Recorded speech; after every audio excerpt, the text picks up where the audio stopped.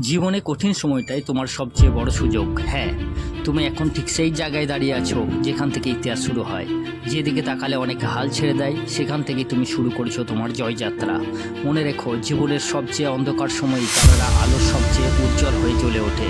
সবাই যখন মুখ ফিরিয়ে নেয় তখন তোমার মনোবলের পরীক্ষা হয়, আর যারা এই পরীক্ষায় উত্তীর্ণ হয় তারাই হয় নির্মাতা নিজের ভাগ্যের, সময়ের, ভবিষ্যতের।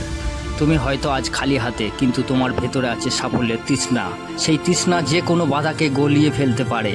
সুস্পষ্ট লক্ষ্য নির্ধারণ করো, একটা লক্ষ্য ঠিক করো যা তোমার রক্তে আগুন ধরায়। লিখে রাখো, প্রতিদিন চোখে যা পড়বে এমন জায়গায় রাখো। সময়ের সর্বোচ্চ ব্যবহার করো। সময় হচ্ছে সোনা নয়, সময় হচ্ছে জীবন। প্রত্যেকটা মিনিট যেন হয় প্রস্তুতির ইট। ফোকাস থাকো, ডিস্ট্রাকশন কাটাও।